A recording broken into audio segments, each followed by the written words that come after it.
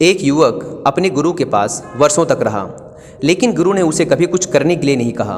शिष्य बार बार पूछता रहता कि मुझे कुछ कहें, कुछ आदेश दें, मैं क्या करूं?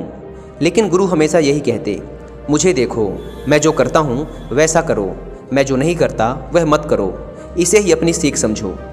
लेकिन उसने कहा, इससे मेरे कुछ समझ में नहीं आता, मुझे कहीं और भेज दें। जिन परंपरा में ऐसा होता है कि अगर शिष्य मांग करता है कि उसे ज्ञान की प्राप्ति के लिए कहीं और भेजें, तो गुरु को ऐसा करना पड़ता है। तो गुरु ने कहा, ठीक है, यहाँ से कुछ मील दूर एक सराय है, वहाँ जाके तू 24 घंटे ठहर, वह सराय का मालिक तुझे बहुत कुछ सिखा देगा।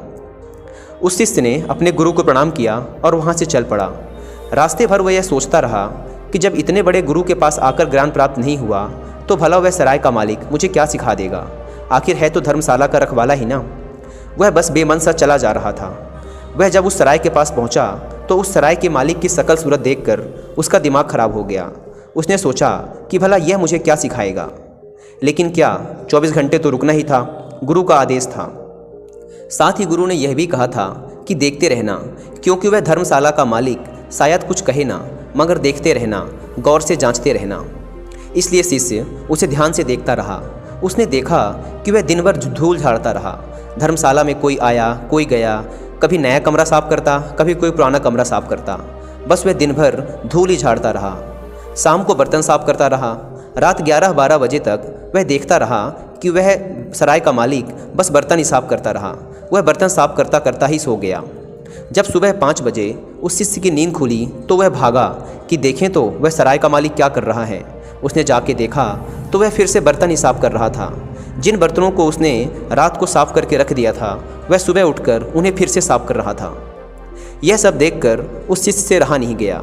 वह उस सराय के मालिक के पास पहुंचा और उसे हाथ जोड़कर कहा, महाराज, सब तो ठीक है और मैं आपसे ज़्यादा ज्ञान की उम्मीद भी नहीं रखता, लेकिन आप मुझे इतना तो बता दें कि ये साफ़ किए हुए बर्तन आप दोबारा फिर से क्यों साफ़ कर रहे हैं? उस सराय के मालिक ने कहा, रात भर भी बर्तन रखे रहें तो धूल जम जाती है। उपयोग करने से ही धूल नहीं जमती, रखे रहने से भी धूल जम जाती है, समय के बीतने से धूल जम जाती है। यह बात उस शिष्य के समझ में नहीं आई। वह गुस्से में अपने आश्रम वापस लौट गया और गुरु के पास जाकर चिल्लाते हुए बोला, आपने मुझे कहाँ भेज दिया था? उस इंसान के पास, उससे क्या सीखना? वो तो हद पागल इंसान है। वह तो बर्तनों को ही घिसता रहता है। रात 12 बजे तक बर्तन साफ करता रहा और सुबह उठकर फिर से उन्हीं रात को साफ किए हुए बर्तनों को दोबारा साफ करने लगा। गुरु ने कहा, तू भी यही कर ना समझ, इसलिए तुझे वहाँ भेजा था। रात भी घिसते घिसते ही सो जा और सुबह उठते ही फिर से घिस, क्योंकि रात भी सपनों के कारण धूल जम जाती है और समय बीतने के साथ ही धूल जम जाती है। दोस्तों, इस कहानी में जिन मास्टर अपने शिष्य को सिखाना चाहते थे कि समय बीतने के साथ हमारे दिमाग में नकारात्मक विचारों, हीन भावना, हिंसा, क्रोध आदि की धूल जम जाती है। इसलिए इस धूल को रोज़ साफ करते रहना चाहिए, क्योंकि हमारा दिमाग ऐसा ही बनाया गया है। अगर इसमें कुछ पॉजिटिविटी नहीं डालेंगे तो ये नेगेटिविटी को अपने आप ही आकर्षित कर लेता है।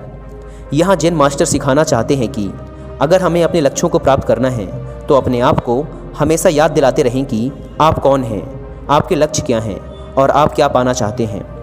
क्योंकि समय के साथ नकारात्मक विचारों की धूल हमारे लक्ष्य को धुंधला करती चली जाती है। इसलिए यदि लाइफ में कुछ भी अचीव करना है तो एक अचीवर की तरह, एक विजेता की तरह हमेशा खुद को याद दिलाते रहें कि आप कौन हैं, आपकी मंजिल क्या है। इसलिए जिन गुरु ने शिष्य से कहा, तू भी अपने मन को लगातार साफ कर, दिन भी साफ कर और रात भी साफ कर, साफ करते करते सोचा और उठने के बाद भी साफ कर, अगर तुझे असल में ज्ञान और शांति प्राप्त करनी है तो।